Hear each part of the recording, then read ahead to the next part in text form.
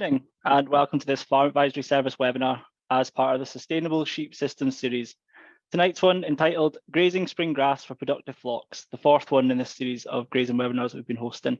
My name is Daniel Stout, I work for STC Consultant. I'll be your host tonight, and I'm also joined by Hazel Lawton in tech support in case you guys have got any questions or any issues in the background. And we're delighted tonight to be joined by our guest speaker, John Ritchie from Montalt Farm. So tonight's webinar, well, it's the fourth in our four-part grazing series we've been running over the last year. So we started off by looking at the sort of grazing principles last spring, how we can manage, grazing periods, grazing rest, grazing, target heights and residuals and things like that, and building a rotation. So we can really make the most of forage throughout the summer, or pasture throughout the summer. We then looked at kind of weaned ewes and weaned lambs and how we can use, again, kind of target heights and things like that to really optimize the performance, but also how we can use grazing to really make that grass go further, that valuable grass go further into the autumn. And tonight we're going to continue that theme, more looking at how we can manage that grazing in the autumn to help promote spring grass growth in the spring, in terms of having that cover, having that leaf area going into the through from the autumn into the spring to help you grow grass, and how we manage that kind of how we manage pastures over the winter, namely providing rest, and then how we graze them in the spring to really promote that spring pasture and make the most from forage. Tonight, we are going to run for about 1 hour. We're going to hear from John Ritchie from Montalt Farm, and John's really developed a very efficient sheep, beef grazing system, all based kind of around rotational grazing and having the right systems in place in terms of lambing and things like that to really promote not just pasture growth and pasture utilization, but also how to manage pasture animal performance and really promoting that output per hectare, but also gaining control over costs as well and trying to reduce that reliance on inputs. And we'll hear from John how he's running kind of crossbred ewes through the whole production cycle, late pregnancy and lambing, without concentrate feed, by having that spring grass there and having the system right and having the grazing right. So we're really excited to have John here to speak to us. But kind of 5 minutes before that, I'm just going to provide a quick introduction to pasture measuring and pasture budgeting. Just for anyone who's kind of more new to grazing management or not familiar with some of the terminology before we get John in. And there'll be plenty of questions at the end, and we'd really like a good discussion. So please do put your questions in. If you'd like to ask a question, please fire it into the Q&A box. We prefer if you put it in the Q&A and reserve the chat more for any tech issues or things like that, or if you want to contact us directly for any reason. And we're also recording this webinar, so if you do end up having issues or end up tuning out at some point, we will be sending it to you in a week or so as well, along with a feedback form. So just a few slides from myself first off to kind of get started. We've kind of looked at over the last few great webinars, we've very much been focused on target grazing heights. And we've spoken quite a lot about how, on a sheep system, you're kind of targeting entry heights of about 8 centimeters. And we're doing that because we know we're kind of target that 3-leaf rule. So we're trying to give the pasture the most time to grow and optimize, photosynthesis and hit the grass when you're at that 3-leaf stage, so that the stock are getting the best quality grazing available. But we're also trying to get in there before we get into that 10 centimeter plus mark, where we're then getting to that 4-leaf stage. And we've got build up a dead material in the sward. And we're also in the summer, we're also trying to combat the plant's desire to reproduce and put up stem. So we've got that factor. We're trying to get in there at target grazing heights. And we've also spoken about how we're looking at kind of target residuals as well. So our exit heights, which often we speak about 4 or 5 centimeters. And we're doing that because we want to graze the pasture down, and we want to graze out any dead leaf for that, so that we maintain pasture quality going forward, so we get good stock performance later in the season. But we're also not trying to overgraze, whereby taking too much leaf area down, we're going to impact that grass's ability to bounce back from grazing, and we're going to impact future yields. So we've spoken a lot about that. I'm also just going to very quickly point you towards the HDB's planning grazing strategies for better returns, mainly because I have shamelessly used multiple of the graphs in the next few slides. But I would highly recommend it as probably the grazing resource that I've used the most. Like, I really would recommend everyone reads it if you're looking to do more from pasture. But whilst these target heights are good for us to understand how we can optimize pasture productivity and livestock performance and how to manage pastures, if we really want to be able to do more feed budgeting and allocation of feed, and understand where we're at going forward, and you know, any surplus or deficits. We want to be able to quantify that, and to do that, we really want to be looking pasture not in a just a centimetre of grass, but how can we quantify that in terms of feed? And when we're doing rations for stock and we're doing the allocation of demand for stock, we look at it in a dry matter basis, so that the feed minus all the water, so just the pure feed that's available. We look at grass at about 15% dry matter, about 85% water. Although in a very dry drought period, you can be up to over 20, and likewise in continuous rain, you can be right down at 10. But for example, we're looking at grass being about 7 kilograms, is almost 1 kilogram of dry matter. So we need to be able to quantify that dry matter, and we also need to be able to quantify it on a field basis and on a farm basis to really allocate demand. So we need to be able to put that into, quantify that into dry matter a hectare. We can use the cut and weigh method, which many of you might be a bit kind of familiar to if you've done forage crops. It's quite a common way of allocating feed budget in a forage crop, but it would be far too much work to do that in a pasture situation. And thankfully, someone has invented the compressed sword stick, which we can see on the right-hand side and in use in the bottom left, which essentially is a ruler, which allows us to measure the pasture height. And we've got a board there as well to compress it down a little bit, just so we get a more accurate understanding of the height. And these sword sticks are calibrated to provide a kilograms of dry matter a hectare based on the red centimeters of sward height. We also know as the seasons move forward, that density of swards does change, the maturity of swards does change. So in the summer, for example, we'll have a more dense sward. We'll also have more clover later summer, whilst in the winter, we're going to have less of that, and we're going to have more dead material, for example, in the autumn. And these sward sticks are calibrated, so there are kind of 4 seasons on them to help you understand within a given season how much kilograms of dry matter we've got in a field. And by doing that, that allows us then to be able to quantify the amount of grass that we've got in a field. If we're lucky, we might even have a plate meter rather than using a sword stick. And in essence, a plate meter is a sword stick. It's calibrated so that as the plate goes down and you drop the plunger, that pin then measures the centimeters of grass underneath that plate, which is essentially what you're doing when you're using a sword stick. And that machine is then calibrated to provide you a kilograms of dry matter a hectare, which shows on the dial. And by using either of these, we then have the ability, as we looked at earlier on, to be able to then assign what we were looking at in the field at 8 centimeters, for example, in the summer. We can then say, well, that's actually 2,500 kilograms of dry matter a hectare. We have 2.5 ton of dry matter in that field. And we're exiting at about 4 or 5 centimeters, which in this case would be about 1,500. But as we've said, this does change through the season. So if we, to our example, we take that 8 centimeters of entry, we know that, yes, it's about 2,500 as we go into the summer, into later autumn, into the early autumn. But actually, as we go into the winter, the amount of grass that's there for a given centimetre is less. So then you'd be sitting about 2,000 kilograms of dry matter. But again, it's just really important to remember that there is a huge number of variables involved in all of this. We're making a lot of assumptions. It's not an exact science. It's a tool to try and help you budget, and you need to be adaptable and understand maybe your conditions or environment as well within that. So it's very much a tool. What we can then do is, now that we've quantified the amount of pasture we've got available, and we also know how much we're going to leave behind, we can then use that to formulate the feed available within a field that's actually available to consume. So if we look down the bottom here, again, we're going in at 8, we're leaving at 4. So we're going in at 2.5 ton, we're leaving at 1.5 ton. So our available feed is about 1,000 kilograms of dry matter a hectare. And I think it's quite good to try and visualize that within a given hectare, you've essentially got 1 ton bag of dried grass feed per hectare available for those animals to eat. They're not eating the residual, they're not eating any lower than that. So you've got this, in this case, a ton of feed available in that hectare to feed out. The next decision you essentially make when you're looking at a field and looking to put stock in it is you decide how you graze it. So you decide how well you're going to utilize that pasture. So if we just run stock in it and left them in there for a fortnight, you're probably going to be looking at a 50% utilization on that pasture.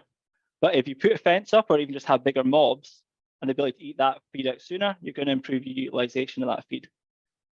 what I've said in this scenario then is that we're going to have about 70% utilization, because we're going to go in with dry ewes, quite a decent group of them, and they're going to eat that available pasture out, that day's allocation, or that 2-day allocation probably, we're going to eat out. So we've got 70% utilization.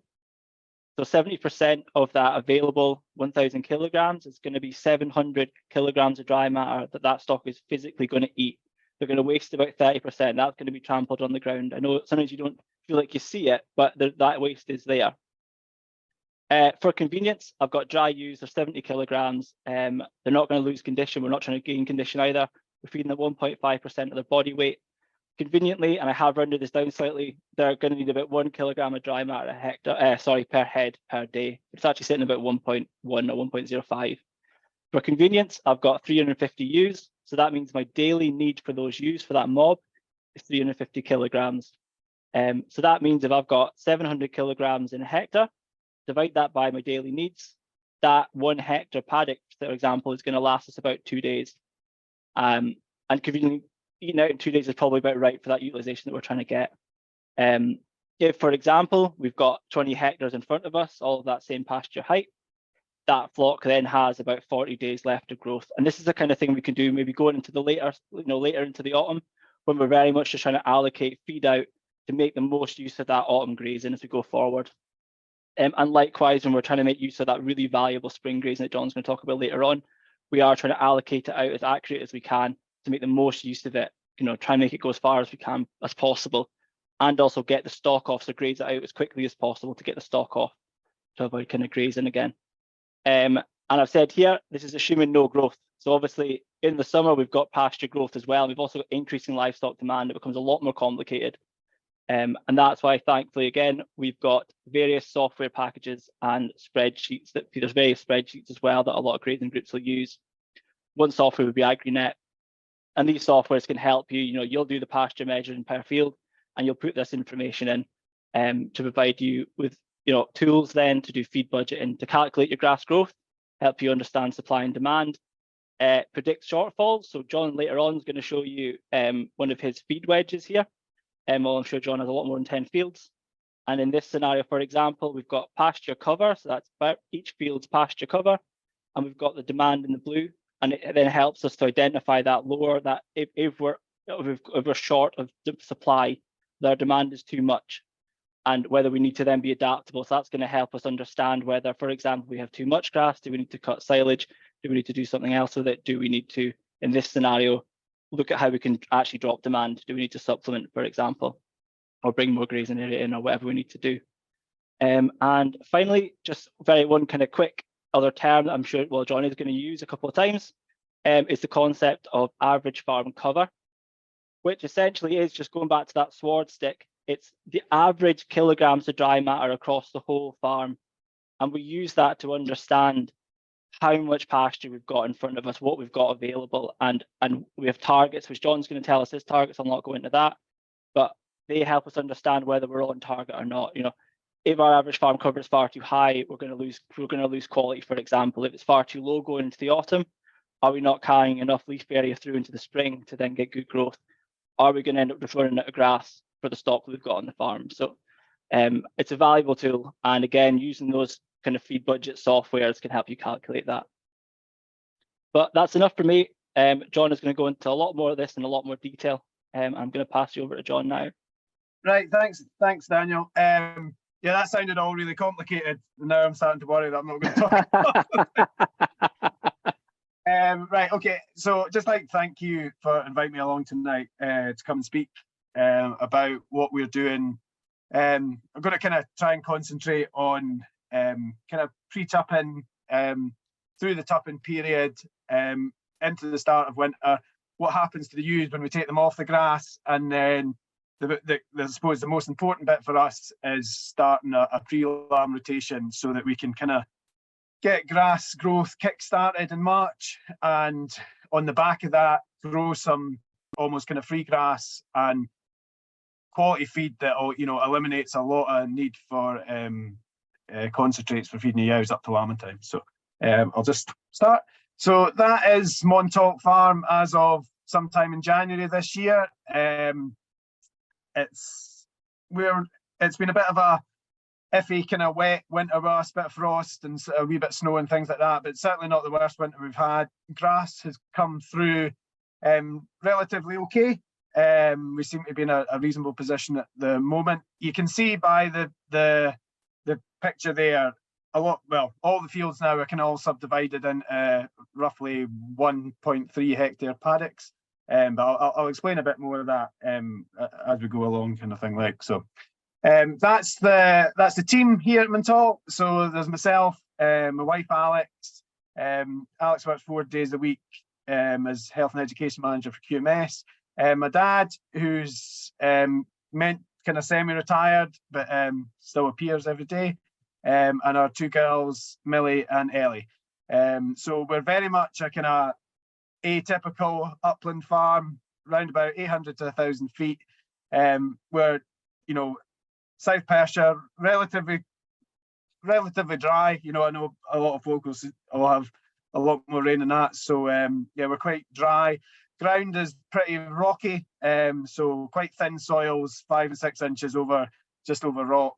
And if it's not that, it's quite wet stuff that can rush up quite quick if you don't keep an eye on it. There's 550 ewes went to the tup this year, and we've 100 suckler cows. Lambs are finished for Scot beef, and calves are sold either at 10, 11 months, the bullocks, and then we graze on heifers for the summer. Okay, our growing season, it varies greatly. If anything, we seem to be getting kind of milder, wetter winters. So, that for a grass situation, it kind of helps. Usually our grass won't really start growing here to about second week of April, but we will get some growth during the start of the spring in March some years. But relatively speaking, what we close up on the 1st of March, the 1st of January, our average farm cover, usually it's very rare that we can actually grow grass during the winter, just in our location. I know a lot of people will be in situations where they will be able to grow grass during the winter, but if I go and measure on the 1st of March and I've got the same amount of grass there as I did on the 1st of January, without grazing it, without touching it, I would be absolutely delighted. We can lose a bit just to the frost and rain and snow and things like that. So that's the situation that we're in, and we just kind of try and manage it as best as we can. Okay, so our grazing journey, everybody's on a journey these days. So our grazing journey started, I suppose, quite small, just doing store lambs in the back end, where it works because you're not really fighting against that much growth at that point. You're just looking at what grass you've got, allocating it, and trying to kind of eke it out so you get into the back end. You've still got a bit of grass there for tupping ewes. Within splitting up our first field, we automatically kind of saw, right, there's a real benefit in here. We can grow a lot more grass, and you get really excited, but then that's when all the really kind of hard stuff starts, when you start making lots of mistakes. We do, and we keep doing. And I suppose the first year we did it, we went into it just not being prepared. We didn't really have all the infrastructure in place. It was very ad hoc, didn't know what we were doing. And after the first season, we started off grazing ewes, lambs at foot, which is probably the worst class of stock to start rotational grazing when you don't know what you're doing. And we went out that first summer, and lamb growth rates were pretty terrible. We had a farm of short grass, and we were pretty much just recreational silage makers because we had so much grass, but just it totally gotten away from us.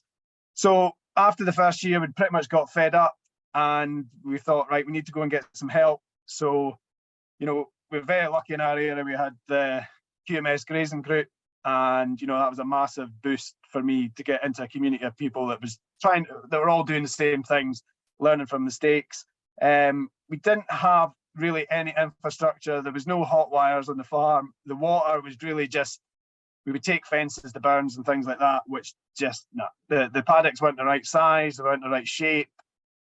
So we got told by a consultant we can either spend time on something or you can spend money. So we'd had a winter. We would just pretty much overhauled the whole farm, put a big mains unit in, hot wires to every field, water to every field, and put in the subdivisions, all just with temporary hot poly wire. So now we've kind of the improved grazing on Montalt's roughly about 110 hectares, and that's split up permanently. So we don't have to go out and take stuff down and put it up. It's all pretty much set up. So we just need to start moving stock around. There's around about 90 paddocks that are up all year round. We'll drop fences when we need to cut silage in some of the bigger fields, but the majority of the subdivision stays up all the time. We were quite a sheep heavy system when we started, and we've kind of figured out that we needed to change that. So the stock numbers have changed from less sheep to more cattle, which kind of they complement each other a bit better now. So we've kind of figured that out. We still make loads of mistakes, still making mistakes, yeah, but it feels like we've kind of got a grip on what we're doing to a certain extent. But the season, every season's different, so we just have to keep being flexible with what we're doing. So, right. So the basics for pre-lambing rotation at Montalt. I suppose it really, you don't just go out on the 1st of March and you'll start it. It really starts back at weaning the year before. So we wean our lambs pretty much religiously at 90 days, so just at the end of July. Sorry, I should say we are lambing start date's about the 14th of April, okay? So that's when we start to come. So we're weaning about the 25th, 26th of July. At that point, we're really looking at what average farm cover is on the farm at the time.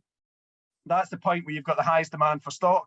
You've got a lot of wean lambs. So going into August and September, there's for me, it's a kind of race to try and get lambs finished as quickly as possible off grass, off farm.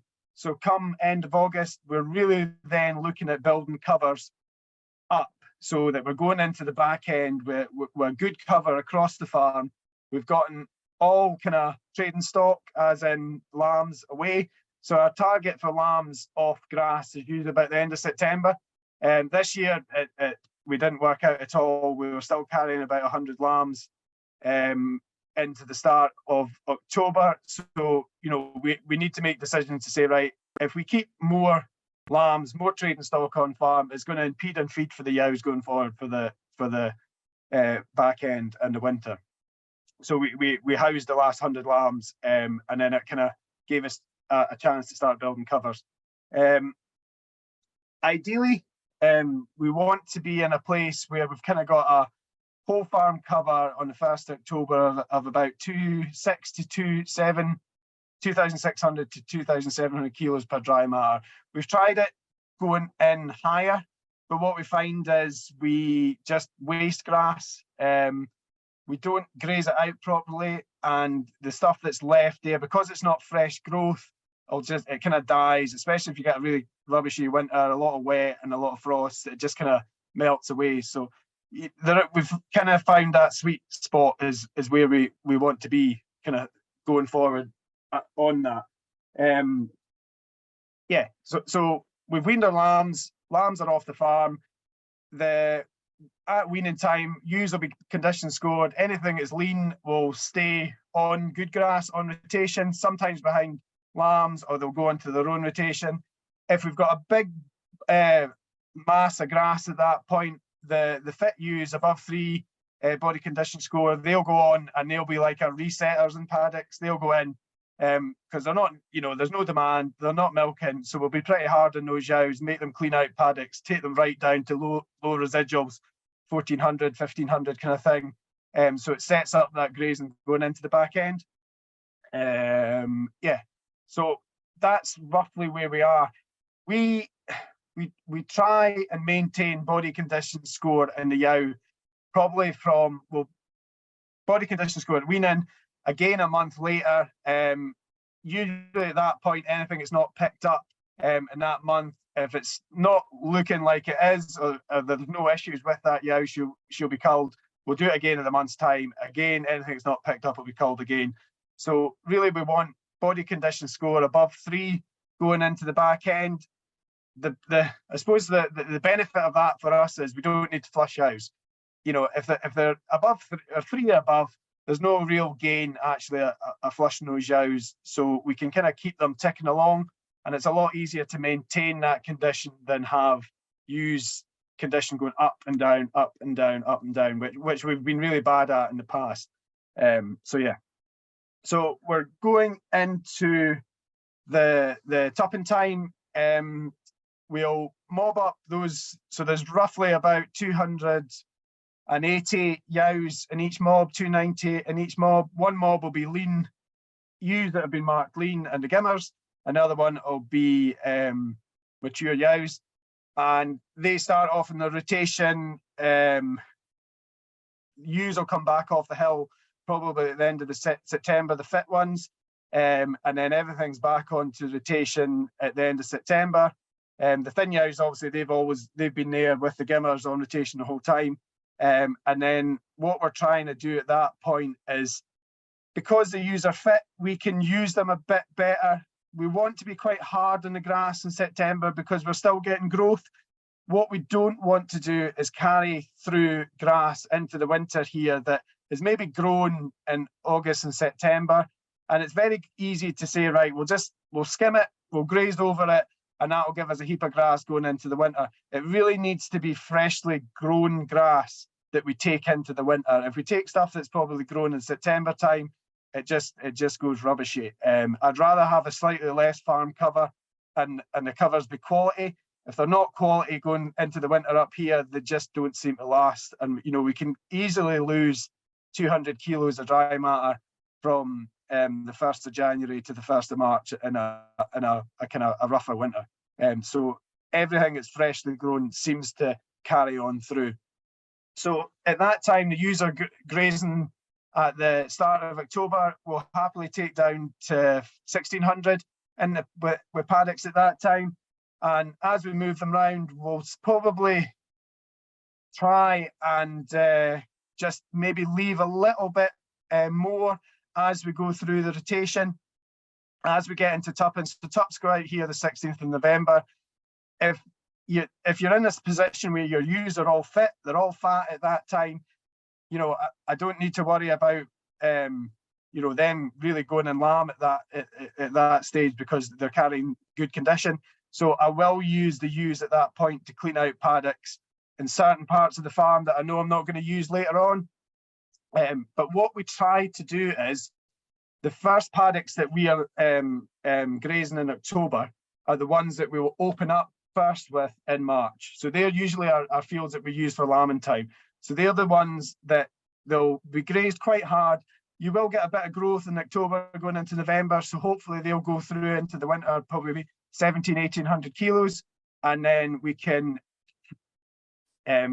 you've got that nice bit of cover. So come the first week in March, you can get ewes back up.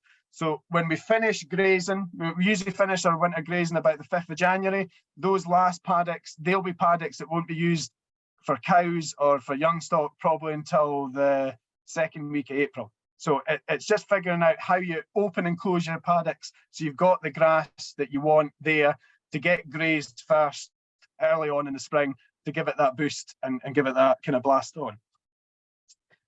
So this is, Daniel was speaking about a grass wedge.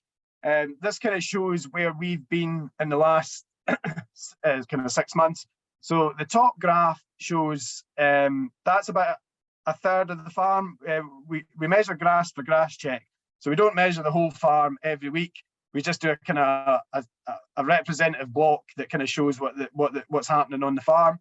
So you can see here we've got on the 10th of October, we've got farm cover of 2715 kilos across the paddocks.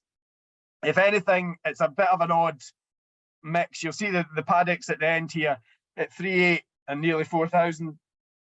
That's not really clever, taking that amount of grass and trying to graze it, especially with the back end we had. You know, that would have been, those paddocks would have been better, maybe just even getting cut or really grazed down far quicker. But just the way that the season kind of worked out. The blue line at the bottom is where we're hoping to graze down to. So that's 1400, and that shows you. And then everything above that's really feed. That's what we've got to use. So come October, it's a nice time to graze, because you don't need to worry about the growth. You're really just allocating what grass is on the farm at a time. You know, we don't, if we get 5 or 10 kilos in end October, beginning November, we're quite lucky up here. So, you know, it's just really eking out what you've got, that you hopefully going to finish for us end of December, beginning of January. And then that's, you know, that's where you kind of set up. Ideally, during December, I'm looking to leave residuals of about 1600, quite clean, hopefully not want to leave a lot of dead material.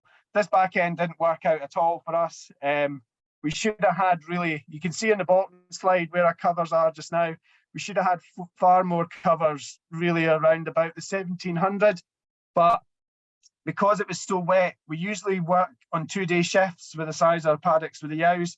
But because it was so wet, we were only really getting a day and then having to move them on, and then having to go back round maybe 3 weeks later to try and tidy up what was left, which isn't ideal because you're stealing regrowth, and it's just, yeah, but every season's different. You know, it was very wet, and, you know, after a day, the paddocks were pretty black. And at tupping time at that time, you don't want to push them too much. So that's why we're doing that. But that's just some of the kind of issues that you get in a really wet year, but you just have to try and make the best of it. The bottom slide there, that's whole farm. So there's about 90 paddocks there. So that tells you how much grass is what we've got going forward. And the blue line tells us what we're going to graze down to. We'll graze down lower than that in March. We'll probably go down to 1300, 1200, and some of the paddocks that we know we're not going to use until April.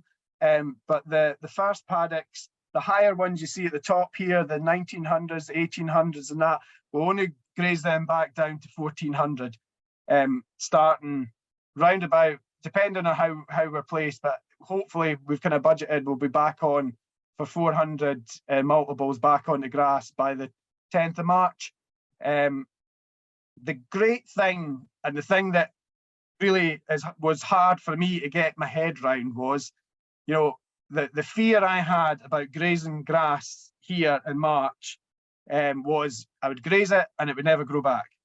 And to a certain extent, that is true. If it's grass that's not been rested over the winter, you know, in an upland situation like that, like it is here, you know, if you're grazing that grass all winter, then you graze it in March, the plant's reserve is empty, the root reserve is empty, there's no leaf there for a solar panel, so it doesn't work. But because all these paddocks, you know, the ones at the high covers there at the end, they'll have been rested for 100 to 120 days. The grass plant hasn't been depleted, they've got plenty of leaf there. We'll go on at the 10th of March, you know, hopefully there'll be no snow, and we'll graze these paddocks. And we'll actually find that those paddocks will grow 2 to 3 times faster than the stuff that hasn't been grazed. Just that effect of grazing the grass stimulates the root. It's got lots of energy because it's been well rested in the winter time, and you really get free grass. And I know that seems silly to say, but you get this lovely, really good free grass that grows, and then we'll be back into these paddocks for lambing time, and we find over the last 4 years that we've done this, that we're pretty much always back up to where they were before. So if we graze them at 1800 and we graze to 1400, a month later, they'll be back up to around about the 1800. And for lambing time, you know, we're only really looking for 1500 average farm cover to meet demand of ewes, and that's where we kind of hope to be anyway. So okay, I'll just next slide. So 5th of January roundabout, that's every paddock's been grazed. We've closed up back in probably the end of October. We started closing up. This is the point where, you know, if you had a sheep cupboard, you know, you just stick all the ewes in the cupboard and you'd get them back out in March and that would be fine. But as we all know, the trickiest probably part of the winter is what to do with these ewes. You don't want them eating grass. You know, we're aiming to kind of rest 90 to 95% of our grazing platform during the winter. We don't want anything on it at all. So what do you do with your ewes? And there's multiple different things that you can do. What we find works best for us, because we've got a kind of such a peak to a growing season in May and June, you know, there's no issue with making silage. You know, our grass growth here can go from 15 kilos a day at the end of April to by the second week of May, we can be up to 90, 100 kilos a day. It just, we have a quite low ground soil temp. All of a sudden it'll just spike, and you know, it's a difficult thing to try and keep control of. So at that point we make silage. You know, that's our main kind of thing. It's not cheap, you know. Trying to think, I think we're about 22 pence a kilo dry matter for silage this year, but it's what suits our system best. We're a very rocky farm, so what we do is we mob up the ewes, well, we mob up all the twins, and we then mob up the triplets and twin gimmers, 2 separate mobs. So this mob here, there's round about, I think there's around about 300 mature ewes all in line with twins here. They've got 12 rings of silage that we feed them on a hard standing. So that area there, it looks a bit mucky, but it's actually just a big rock head that we bust open with a digger, and it's dry enough we can kind of feed them there all winter. We don't feed one bale per feeder. We split the bales. If you want to try, a ring feeder is probably the worst thing for driving down intake of a ewe you can get. So we work to the one ring feeder per 33 ewes. That seems to give it keeps intakes good. You know, we know the weight of the bales, we know how many ewes, so we know how many kilos of dry matter they're eating a day. That's a kind of key point when you're feeding with ring feeders. You know, they need space. We split the bales so they're more open. We find if we have ewes that are manky and covered in mud and gutters at ring feeders, it's because they've not got enough space and they can't access the silage quick enough. So that's what we do. Loads of other options. We grow fodder crop on the farm, but we actually use it more for the cows. It kind of suits our job better.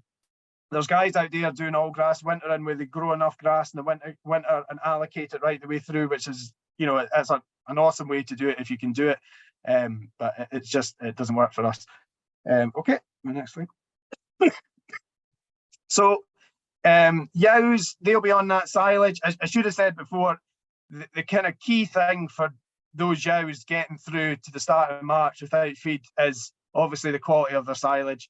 We're lucky enough this year, it's been a good year, and we've got a lot of good quality silage on farm.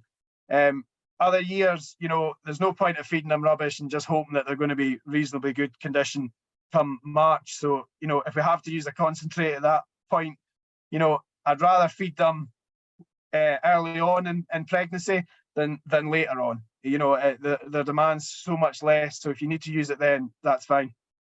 So the pre-lambing rotation will start. So we'll roughly have about 400 ewes multiples on one-day shifts from about the 10th of March round. So moving every day. We're not putting pressure on the ewes at that point. We're just putting them into a paddock, let them eat to appetite, and then moving them on the next day. We're not trying to reset anything. We're just really wanting them to take the very best of that grass, which, you know, usually analyzes above 11.5 ME. Protein will be above 16. So it'll do everything for that ewe that a bag of cake will. Especially, you know, multiples and triplets we seem to go on fine with. We don't put any singles on any rotation. They're pretty much kept very hard on poor silage, because we did try them on a rotation once, and you know, we just got far too big lambs. You know, the ewes are far overfed in the last kind of 4 or 5 weeks of pregnancy. So we're pretty hard on them. But for twins and triplets, for us, it seems to work away fine. You know, we're looking for about a minimum cover of 1,400-1,500 quid at pounds, sorry, 14 to 1500 kilos of dry matter at lambing time. We'll set stock the ewes at about 10 or 12 ewes per the acre. We don't take any of the fences, any of the subdivisions down. All we do is every second post, we pin all the 3 wires to the ground, and then the ewes are just set stocked, so each field will maybe have 40 or 50 ewes in it. The mistake we've made in the past was we rotated the ewes right up until lambing time, then set stocked, we dropped the wires, but the ewes become so kind of institutionalized into the system that even though the wires are dropped, they stay within the posts. It takes 4 or 5 days for them to learn to go and wander about the whole field. So, you've got 50 or 60 ewes lambing in a hectare in crappy weather, which happened the first year. So that it's not a lot of fun, but we've kind of learned that ideally we want to give the ewes 7 to 10 days before they start lambing, just to get used to the kind of field by that point. We'll start mobbing up ewes again, probably about the 3rd week in April. Just loose mobs, just to roll out ewes that haven't lambed and get them into a mob so it's easier for checking. And then we'll start getting the ewes going again on rotation, probably the 1st of May in a very loose way. Mark the lambs, and then everything will be back onto rotation by mid-May. And then we can start dropping cows in as well. Okay. So after lambing, mobbed up, you'll see there in the kind of picture what we work, using lambs in front and cattle coming behind, tagging up, which seems to work for us. Helps reduce pressure and worms and things like that. If we need to use a mower, we'll use a mower to keep condition in the grass, but that's what we're going to do. Okay. That's just a bit about the pros and cons. The biggest probably thing, the difficult thing, is getting the system set up in the first place. Once you're set up and the infrastructure there, having ewes and lambs rotating around grass 3 weeks before lambing, a month before lambing, compared to how we used to do it. I remember doing it for the first time 4 years ago and thinking, right, I've just put these ewes to grass and that's it. I just move them. It just felt so weird that, I wasn't carting the feed to them and silage to them and the snacker and everything like that. It was just that it felt wrong. But yeah, after 4 years, I certainly wouldn't want to go back to that kind of what we were doing before anyway. That's just that's what our paddock grazing infrastructure is. There's nothing fancy. It's just three poly wires, posts about every 10 or 12 meters. We've got as big a mains energizer as you can get. So we're roughly running, there's about 60 kilometers of fencing out at the moment, running off one energizer. Water pipes, we'll use drag pipes. We just run water pipes along the fence lines and tap into them as we need. Most of it's all temporary, with a few semi-permanent, but temporary gives you the benefit. If you don't like something, you can take it down, put it back up, and help it change. Things we've learned, no growing season is the same. I was just looking back at our AgriNet. 2021, our average farm cover on the 1st of March was 1450. Last year it was 1700. We still managed to get sheep grazing in 2021, even though it was such a rubbish winter and spring. Just a bit later, but we still got a pre-lamb rotation in.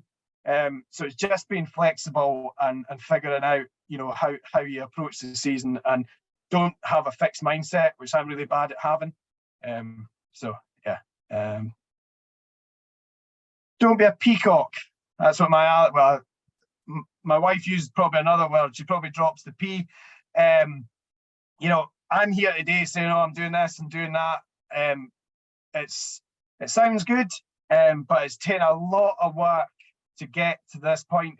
It's really been 7 years, and it's probably the only last 2 years that we've really kind of figured out properly the pre-lamb thing and how it works. Made masses of mistakes.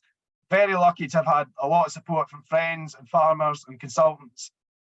Groups, I can't stress the importance of getting involved in groups, whether it be the Montalt Farms, QMS stuff, even in your own little groups, a few farmers figuring out how to do it. Keep learning, keep sharing knowledge, and listen to positive people. I've had a lot of folk, you'll get it didn't work, and anything like that. you will make mistakes, but I guarantee you, just keep going at it, and the rewards are really worth it in the end. Okay, I'll shut up now, Daniel. That was brilliant. Thanks very much, John. Just a ton of good advice there. While I get my screen set up again, John, could you maybe run us through what tools you use for pasture measuring and any sort of softwares that you use for the budgeting and that? Yeah, okay. So lucky through Grass Check, we were given a rising plate meter 4 years ago. So we are measuring grass weekly from, well, not always weekly, don't tell Grass Check that. But usually weekly from about the start of March till the middle of October. And to be honest, the reason I joined that was just to get my arse out the door and start measuring. You know, I'd bought a plate meter before, but it just sat in the shed. I wasn't doing anything with it. This way, I've got 4 years now of kind of growth patterns for the farm, which is really valuable information. Although 4 totally different years, there's certain points a year, you know, we're figuring out what our important average farm cover is on certain points. You know, you don't need to be measuring grass every week if it doesn't suit you, but if you can know four average farm covers at certain points of the year, that'll really help with decision making. Grand, thanks, John. Just a couple of slides before we get on to the Q&A. So everyone, please do get your questions in. Just a quick one then about the prize draw. After the webinar, we're going to send you around a survey, and we'd really, really appreciate it if you would fill it in. It goes a long way to helping us understand what you guys want and how you feel, and you know what you might want to get out of webinars going forward, and feeds back to Scottish Government as well. So it's very important because they're the ones funding it. Past webinars in the series, so as I was saying, this is the 4th one. If you'd like to go back and watch any of the previous webinars, which is myself and Poppy Freighter, kind of run through the grazing principles, then to lambs post weaning, go onto the FAS website, and we've got a sustainable sheep systems page as well. If you just Google FAS sustainable sheep systems, it will hopefully get you there. And on to questions. So just have a quick check here. Got a question here, John, Yep. from Jack. This is great, John. How old are these swards? I assume you have a lot of young grass. Not overly. No, we found with this system, you know, you can, because you're not hammering the ryegrass plant, you'll prolong the life of your swards, you know, indefinitely to a certain extent, unless you're wanting to change the swards to make up more content and different, you know, different grasses on the variety list. But you know, management of a field of grass will give you more grass first. I'd always think about managing the grass first before I would reseeding it. You know, we've still got, I think last year there's a field that's grass is 14 years old that did 10 tonne, which for us is really good without fertilizer. Yeah, it's the system kind of helps you not having to reseed so often. That we find the grass that's there will survive better, and your poorer, weedier grasses don't like the system as much. They can't cope with the pressure that the stock put them under. So yeah, I'd say that probably on average our grass will be 10 to 12 years old, something like that. Yeah, no, dead on. I mean, I suppose by giving that allocation, by the rotation, you're not letting stock be as select as if they were just running through a field and eating the best bits and ignoring all the weeds. And yeah. What about when you do reseed though, John? What would you kind of be looking to reseed with, and how would you do it? Yeah, so reseeding wise, it's usually what fields performing worst that we'll take out, and it's nothing fancy. We'll graze it, sometimes maybe take a cut of silage, but we'll graze it in pretty hard in the spring, bit of regrowth, burn off a Roundup, just rotivated, and then we blow the seed on for kale or rape, and then we use that for outwintering cows on. You know, we just allocate fodder to the cows with a single wire, but you just shift every day. So if we get a long enough feed fence, they'll probably get half a metre of that, and we'll supplement that with straw up until about 6 weeks pre-calving, and then we'll put silage out. This year, to be fair, fodder crops have, with a dry summer, they came away, but you know, we're probably 30% down in kilos of dry matter per hectare, and then we had a really hard frost in December, like -12, and yeah, it's there, but we lost a lot of leaf, so yeah, not a vintage year for fodder crops for us here. No, I don't think you were the only one on that front. I was quite keen, John, just to get for a bit of context for people that aren't maybe quite as familiar with the kind of talking in the kilos of dry matter, for some of your target points, and hopefully I can do my one hand right in here. You're going into the autumn, you're sitting beginning of October, you're quite liking to keep quite a good amount of farm cover because you know you're going to need it going forward. You said you're sitting about what, 2.7, 2.7. So what's that? Here, about 9 centimeters. Yeah, roughly about that. As you've seen from the graph, that there is quite, 3,800, 4,000. That's not clever at all, but it is what it is. But yeah, if you could, the problem is having this flat wedge. You want this kind of variation in your swards as you go forward. You're always going to have a pretty flat wedge to your grass coming out in the spring to a certain extent, especially if you get a hard winter. The good stuff that's sitting at 17 or 1800 usually loses 2000, and the stuff that's been well grazed out doesn't grow. So yeah, you can get it pretty flat. But I'm quite happy it's sitting about 1600 in January. We've had it pretty open. We'll maybe get a couple of kilos, but yeah, we should be happy enough at that. I think for some people that would probably be higher than they'd often go into the winter at. So 1600 at that point, it's probably 5-6 centimeters. Yeah. You're carrying real amount of leaf through. Plus, I think it's quite a common theme just to graze it to the boards, and you're trying to carry more through there. It's a mindset change for me as well. Time immemorial, I get that stuff grazed out. You'll waste it. But if you want grass to grow in the spring, it needs a solar panel of some type. If you deck it down to 1200, unless you get an exceptional open kind of time, or if you get a wee bit of growth in the winter, that's fine. But grass at 1200 here in March, it's middle of May probably before we can't get going. Yeah. So notice here that you're closing up at 5-6, but earlier on in sort of September, I suppose, you said you're quite happy to go right down to residuals of 1400. So that's sort of kicking 3 centimeters nearly. Yeah. And that's when you're resetting quality then. Yeah, I suppose each paddock, it needs at some point, if you're awesome at grazing, you'll never get it wrong, but we get it wrong so many times that we need to go in and reset it probably twice a year. So taking out all that crap, taking it right down, but doing it in 1 or 2 days. Decking a field, and if you deck it in a month, you're just going to hammer the regrowth all the time. So the key to this thing is, we're in no longer usually than 2 days. In March, we're really only in for a day. Yep. So yeah, getting all that rubbish cleared out is really important so you're not carrying the trashy stuff going into the winter. Yep, spot on. So like you said, you're closing up January, hoping ideally to come out the same with that in March, about 1600. Yeah, 5-6 again, and you're grazing that down to sort of 3-4 centimeters then.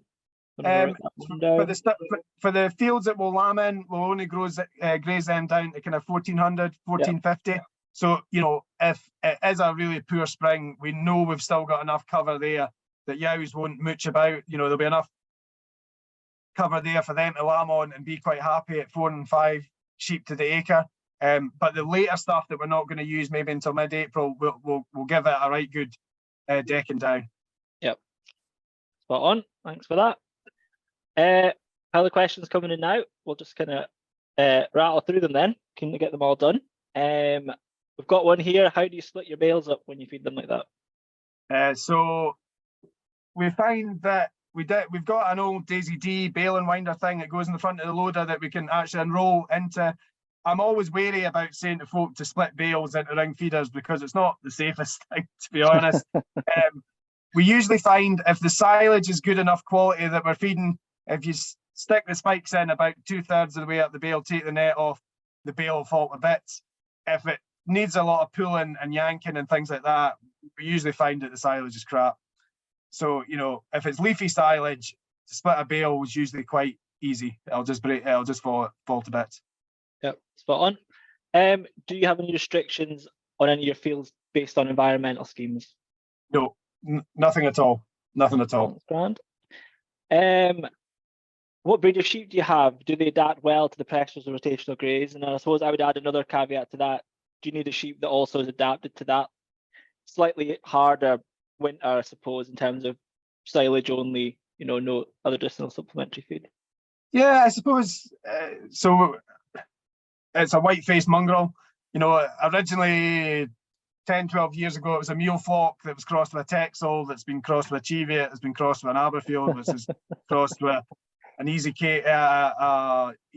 ram being crossed. And the majority of our kind of breeding now is Logies from. So yeah, white-faced, just absolutely nothing fancy. I don't chase grades, anything like that. You know, I'm here to breed an R3L lamb that I can get off grass before the winter. You know, that's key for me, is just getting the lambs off the farm, so we can build up cover to look after the ewes. Yep, spot on. In terms of kind of condition score through the winter, holding it steady So on that system. yeah, this year ewes are really fat. I think just now will be over 4. The majority of the ewes will be over 4. But you know, we had a good growthy back end to a certain extent. I'm trying to keep everything above 3. If you can keep them above 3 and you don't have this massive dips, you know, that's when you'll get a system where they will manage and forage. As soon as they start dipping below that, coming up to lambing time, you know, that's when, you know, we need to go in with concentrate or something like that. You know, there's still a lot of winter to play for up here, so we just have to kind of see how it goes. Spot on. Compared to when you first started paddock grazing, what daily live weight gain are you getting now with a leader follower? So the last 3 years has been leader follower. We were always in about 250 grams a day when we were just set stocking, which, you know, nothing startling. The first year we did paddock grazing, that dropped to 225, which was a bit of a kick in the teeth for putting in all the work and it not working. The last 3 years has been, it's kind of different seasons, but last year we were 295. The year before that was 320, and the year before that was 310. So yeah, reasonable. And that's last year was off a 186 scan, marking 196. This year it won't be that because we've 196. Sorry. Oh, sorry. Sorry. A 186 scan and we marked it 169. Sorry. Yeah, that's pretty good if we can make lambs appear. No, spot on. I suppose this kind of ties in our previous questions about meeting the ewe's needs in that condition. Do you have a blood test used for metabolic profiling pre-lambing, or do you have enough confidence they are getting enough feed from the grass? And have you had any issues with prolapses, twin lamb disease during pre-lambing rotation? I suppose as well as the grass, you've also got those singles are just on silage as well. Yeah. So I think we had one case of twin lamb disease last year. When they go onto grass, we seem, you know, the quality is good. You've got to be honest with yourself as well. If they're going onto grass and half of it's yellow and half of it's dead, you know, you can't just say, well, there's enough grass for them there. You know, you'd hate a supplement. You know, the grass usually analyzes high at kind of 11.6 and above. You know, we've seen up proteins up over 20%. So at that stage, yeah, they shouldn't need anything. Silage is the grass is analysed through grass check, which helps. We've never done metabolic profiling. It's maybe something we should do. But yeah, the ewes seem to be fine. We're lambing down okay, and yeah, prolapses. First year we went on to this kind of system, we had big issues with before we went on the system, we had a lot of bother with prolapses. We went on the rotation grazing in the spring, and it just stopped. But now we are literally still in about 5 or 6% prolapses a year. That's been a kind of issue we've had, whether we were feeding neeps, whether we're feeding silage. It's just something that we don't seem to be able to get on top of with the sheep, which is a real pain. But it's, yeah, you know, we just scanned last week and I've already had one already. So, but that's, I don't think the prolapsing is to do with the rotational grazing, because we had it beforehand. I just think it's maybe some of the genetics where we started with the sheep. I don't know. It's quite a high multiple bearing flock, so yeah, we're always going to have issues, I suppose. But yeah, we just have to keep culling. That's all we can really do. Yeah, no, it's not ideal, but it's an interesting one. Yeah. You touched on it kind of at the beginning, actually, John. But I was just thinking, there's quite a lot of farms actually going the other way now, where they're probably reducing cattle number, some just to do profitability, but they're reducing cattle, they're going more sheep. But I've seen quite a few people that are going more into the rotational grazing and are actually almost going the other way around, and I think you have as well. Yeah, so that balance then. Yeah, we were up just over 700 ewes and 60 cows. Now that's as 100 cows, and we should really be about the 600. We're a heavier cult, so we're about the 550 ewes just now. We just find that it fits better. It kind of dovetails into the cattle we're all inside. So this kind of system, you know, we spent 20 years building sheds to put cows inside, and we spent the last 5 years figuring how to get them back out. So that, you know, 90% of the cows are out wintered now in the system, and as time, the amount of time we spend far less time with cattle than we do with sheep. So we find that this balance seems to work for us. You know, we've got quite a maternal bunch of cows that, you know, touch wood, don't need a lot of interference. So yeah, it's just figuring out how you want to spend your time, what you want to look after, and yeah, having more cattle in the system suits the sheep. The leader follower system, because you're rotational grazing sheep, but you're actually set stocking them, because you're putting them into paddocks, not making them take it down to the residual you want. They only get to pick the leaf and the clover, and then the cows and calves or the growing cattle come in behind and tidy up. You know, it exaggerates growth of lambs, reduces worm burden. So but you need to have the right amount of cattle falling behind for the system to work. Yeah, don't spot on. It can be a big win. Roughly then on that leader follower, what sort of numbers sheep, cows going in front of each other? So we'll have 180 twins to 200 twins going in front, and then it'll be 25 to 30 cows and calves coming behind, or 50. We keep all our heifers, so there's roughly 50 growing cattle. They'll usually follow the singles. So there's maybe about 120, 130 singles, and so the singles really there's no pressure on them at all. You have to watch with growing cattle, you know, if it's proper stores that you're looking to finish, they should really be on probably a rotation of their own to maximize their growth. If you're making them eat sub-quality stuff that are following sheep, you know, bulling heifers and growing heifers for what we are doing, it suits fine. You know, you can get growth.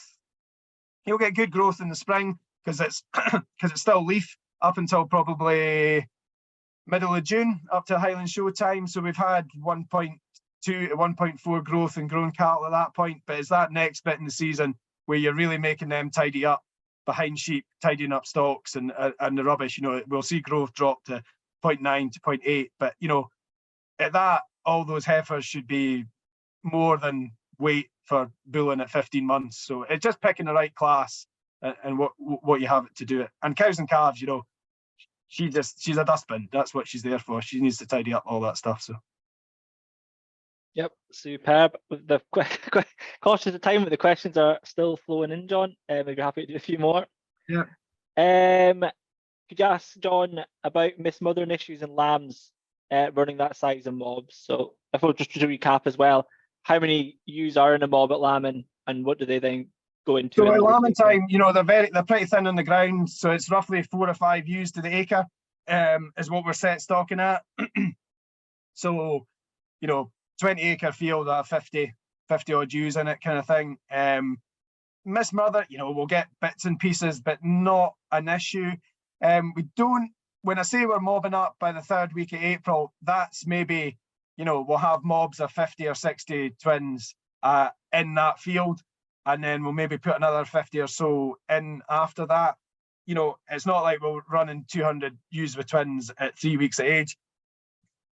Usually we'll have kind of 3 mobs running by the 1st of May, but we won't have a lot of the fences back up by that point, so they'll still be in quite big areas. But it's this difficult thing in May, is trying to get a rotation going again, especially if you've had a hard spring and, you know, the whole farm's been pretty well razored with sheep and cattle. You need to get sheep off something and cattle off something to let it rest, to build up.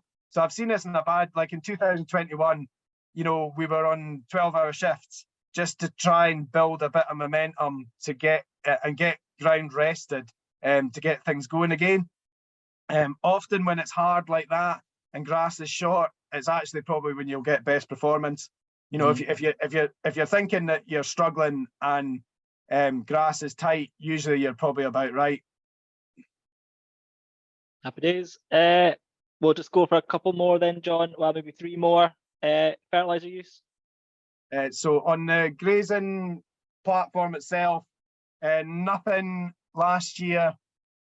We used 5 tonne a can the year before, the really hard year, and then the 3 years preceding that, I think we used 600 kilos nitrogen. So I suppose I will say we see nitrogen as a growth promoter.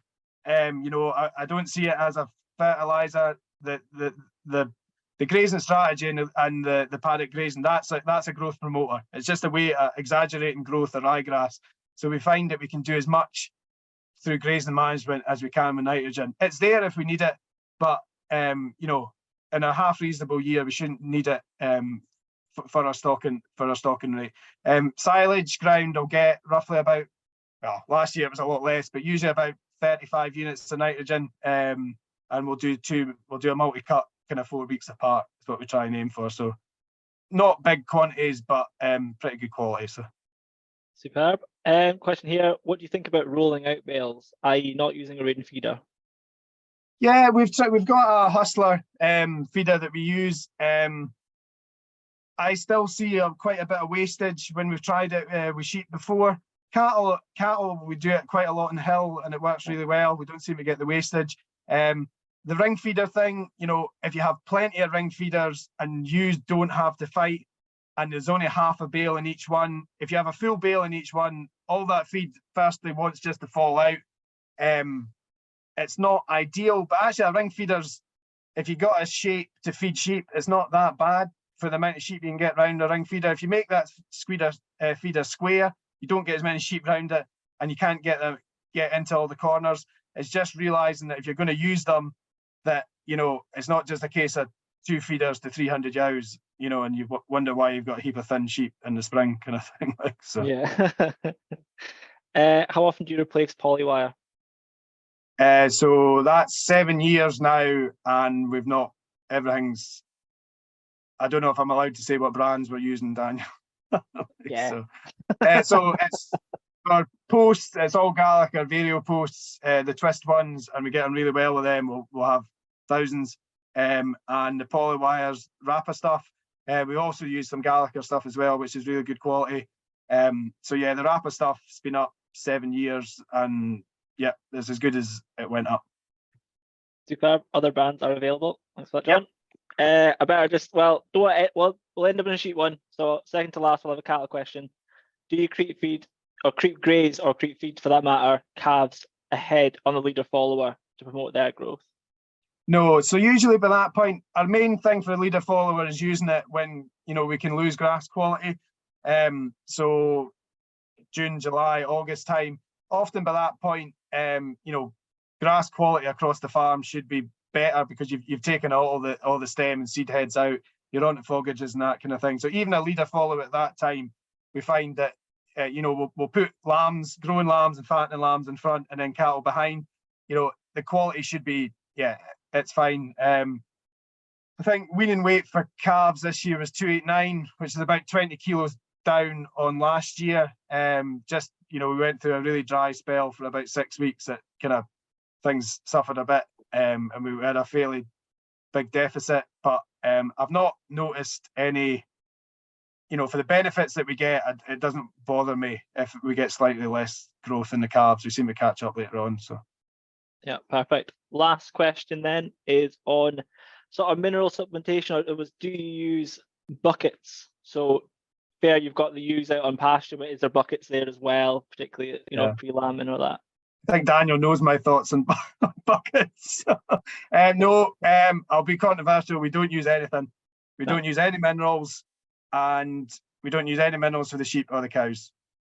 And I don't. Yeah, that's buckets. Buckets have, if the feed quality around about them's poor, buckets is a great way of feeding sheep in an extensive system. But I'd rather have the quality of grass in front of them and quality of feed and concentrate on that. So yeah, no minerals, no buckets.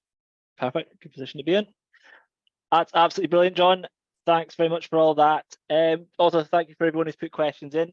That's probably the most we've ever had. We might not have gone to everyone, but I'll be able to download a list of all the questions and we'll make sure we get back to you if you've not answered your question.